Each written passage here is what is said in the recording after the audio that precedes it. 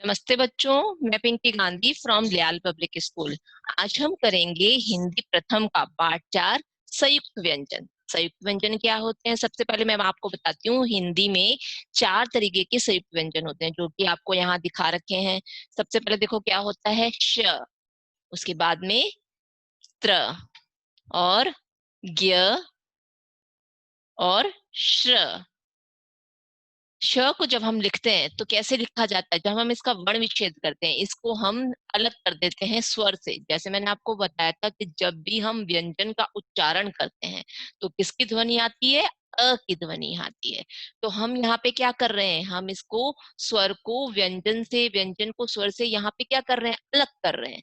अलग करके हम आपको ये दर्शा रहे हैं कि इसके अंदर किससे मिलकर बना हुआ है। संयुक्त का मतलब पहले क्या होता है? मतलब दो। संयुक्त का मतलब इकट्ठे होकर के व्यंजन, दो व्यंजनों से या दो से अधिक व्यंजनों से मिलकर जो बनता है। संयुक्त मतलब एक साथ। एक साथ। अब ये जैसे श है ना, वो अकेला है। जब हम इसको दो व्यंजनों से मिलकर बनाएंगे तभी ही क्या बनेगा? श बनेगा। जैसे मैंने यहाँ पे लिखा है श का जब मैं वर्ण विच्छेद करूंगी तो कैसे लिखा जाएगा? क। ये जो नीचे तिरछी लाइन बनी हुई होती है ना, अपन इसको बोलते हैं हलंत, है ना। तो इसका उच्चारण ऐसे करेंगे, क हलंत प्लस श हलंत प्लस अ। इन तीनों को मिला करके क्या बनेगा? श बनेगा, है ना। जैसे आपका नाम होता है, आपका नाम मान लो कमल है, तो कमल तीन व्यंजनों से मिलकर बना है ना ये। इसीलिए ऐसे ही जो श है वो इन व्यंजनों से मिलकर बनता है। व्यंजन और स्वर के साथ मिलकर बना होता है, यानी कि संयुक्त व्यंजनों के संयोग से क्या बनता है? श बनता है। या यूं कहूं कि इन व्यंजनों को मिलाने से क्या बनेगा? श।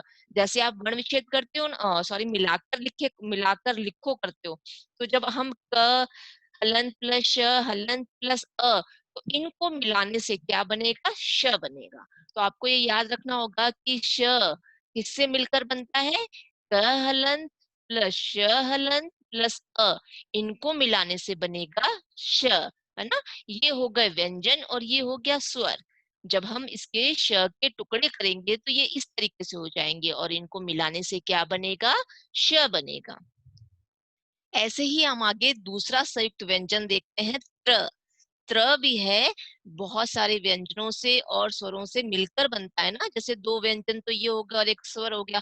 अब त्र का जब हम उच्चारण करेंगे तो किसकी आवाज आएगी? अ की। त्र, अ की आवाज आ रही है ना, तो हर व्यंजन में अ की आवाज आती है। तो हम क्या कर रहे हैं? यहाँ पर व्यंजन को और स्वर को अलग अलग कर रहे हैं और इनको मिलाने से क्या बनेगा? त्र बनेगा। जैसे यहाँ देखो, त हलंत प्लस र हलंत प्लस अ। इन तीनों को मिलाने से क्या बनेगा? त्र। जब मैं आपसे पूछूं को इनको मिलाकर लिखो तो आप क्या लिखोगे? त्र लिखोगे, है ना। ऐसे ही आगे देखा है ज्ञ। अब ज्ञ किसको मिलाने से बनता है? ज हलंत प्लस ण हलंत प्लस अ। इनको मिलाकर लिखें तो क्या बनेगा? ज्ञ बनेगा। ये मैंने क्या किया? व्यंजन को स्वर से अलग कर दिया, ये आपको बताने के लिए कि ज्ञ जो है किससे मिलकर बनता है। ठीक है। आगे देखते हैं श्र। श्र में भी ऐसे ही श हलंत प्लस र हलंत प्लस अ। ये दोनों हो गए व्यंजन और ये हो गया स्वर। इनको मिलाने से क्या बनेगा? श्र। ठीक है। आगे देखते हैं, पहचान करो।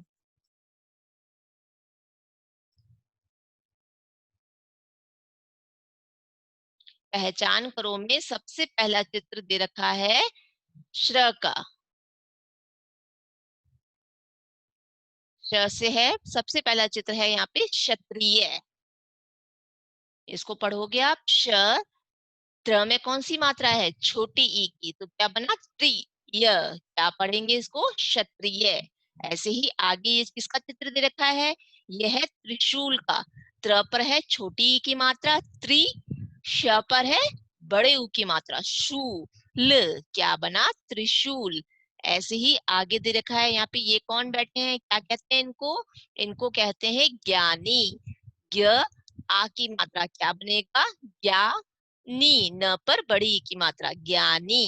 अब इसको पढ़ो, ये क्या है? ये काम कर रहा है ना, तो इसको क्या बोलेंगे? श्रमिक। श्रमिक में कैसे पढ़ेंगे इसको? श्र म पर कौन सी मात्रा है? छोटी ई की मी, क्या बना, श्रमिक।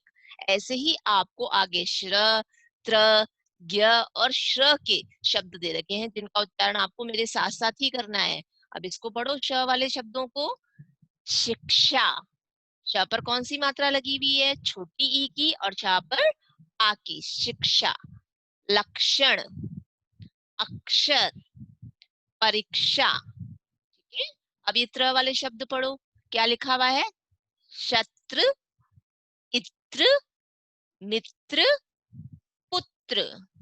ऐसे ही आगे हमें दे रखे हैं ज्ञ वाले शब्द। ज्ञ वाले शब्द को आप पढ़ोगे, ये क्या है, आज्ञा, और ये ज्ञानी। न पर कौन सी मात्रा है यहाँ, छोटी ई है या बड़ी ई है, याद आ रहा है कुछ, ये है बड़ी ई की मात्रा। कैसे पढ़ोगे इसको, ज्ञानी। और ये है आगे अज्ञात, और आगे ये क्या है, वी, व पर कौन सी मात्रा है, छोटी ई की, वी, ज्ञान, विज्ञान। ऐसे ही आगे हमें दे रखा है श्र की मात्रा। श्र की मात्रा को कैसे पढ़ोगे आप, यहाँ पे ये कौन सी मात्रा है, भूल गए हो ना आप, देखो ये कौन सी मात्रा है, ये है ओ की मात्रा। जब भी कोई शब्द पढ़ते हो ना तो मात्रा की पहचान मन में करके देखा करो, याद किया करो कौन सी मात्रा है ये है ओ की मात्रा। कैसे पढ़ोगे इसे, श्र पर ओ की मात्रा है तो कैसे उच्चारण करोगे, श्रो, श्रोता। और ये क्या है, श्रवण। और ये श्र, म पर छोटी ई की मात्रा, मिक, श्रमिक। और ये है परिश्रम। आगे हमें एक 4 से 5 लाइनें दे रखी हैं। इन लाइनों में क्या है, संयुक्त व्यंजन का प्रयोग किया गया है, इसको हम पढ़ेंगे। जैसे लिखा हुआ है मेरा। अब आपने सारी मात्राएं सीख ली है ना, तो आपको क्या करना है, शब्द का उच्चारण अपने मन में ही करते, मात्राओं को जोड़ते हुए अपने मन में ही जोड़ लेना है।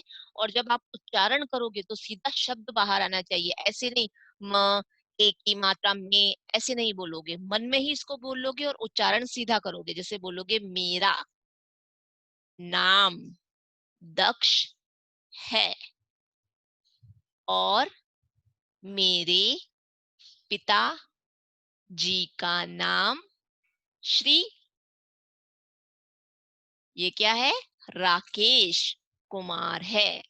क्या लिखा हुआ है यहाँ पे, एक लाइन को पढ़ने के बाद में आप उस लाइन को दोबारा से पढ़ोगे ताकि आपकी थोड़ी सी स्पीड है ना वो भी सही हो जाएगी, है ना। अब मैंने रुक रुक के पढ़ा है ये दिखाने के लिए कि आप मन में उन मात्राओं को जोड़ रहे हो, है ना। अब इसको वापस से पढ़ोगे, मेरा नाम दक्ष है, और मेरे पिताजी का नाम श्री राकेश कुमार है। कोमा लगा हुआ है ना, अल्प विराम। तो आप थोड़ा सा रुकते हुए आगे बढ़ोगे, मेरी माँ का नाम श्रीमती क्षमा है। क्या नाम है माँ का, क्षमा, और पिता का नाम है राकेश कुमार। पिताजी मुझे विज्ञान पढ़ाते हैं। क्या पढ़ाते हैं पिताजी, विज्ञान पढ़ाते हैं। और मेरी माँ मुझे अच्छी अच्छी कहानियां सुनाती है। मैं अच्छे अंक लाने के लिए बहुत परिश्रम करता हूँ। दादाजी मुझे पत्र लिखकर ज्ञान की बातें बताते हैं। अब यहाँ देखो क्या लिखा हुआ है, यहाँ है मेरे पिताजी का नाम क्या बताया था आपको, राकेश कुमार, और माँ का नाम श्रीमती क्षमा। ठीक है। और पिताजी क्या पढ़ाते हैं, कौन सा विषय पढ़ाते हैं मुझे, वो पढ़ाते हैं मुझे विज्ञान, जिसे आप इंग्लिश में क्या बोलते हो, साइंस बोलते हो। और मेरी माँ क्या करती है, मुझे अच्छी अच्छी कहानियां सुनाती है। आगे अपने बारे में क्या बताया है कि मैं बहुत अच्छे से पढ़ाई करता हूँ, बहुत परिश्रम करता हूँ और अच्छे नंबर लेके आता हूँ। और दादाजी मुझे पत्र लिखकर ज्ञान की बातें बताते हैं। जब हम बातचीत करते हैं दादाजी से, दादाजी दूर रहते हैं मुझसे, तो वो पत्र लिखकर मुझे बताते हैं कि क्या अच्छा है, क्या बुरा है, और मुझे क्या क्या करना चाहिए, है ना। ये हमने पढ़ा है पाठ 4, संयुक्त व्यंजन। आज की मेरी कक्षा में मैं आपको इतना ही बताऊंगी। आप इस अध्याय को खुद स्वयं पढ़ के देखेंगे। ठीक है। अगली कक्षा में मैं आपको इसके अभ्यास प्रश्नों को और कॉपी पाठ करवाऊंगी। आज की मेरी कक्षा यहीं समाप्त होती है। धन्यवाद।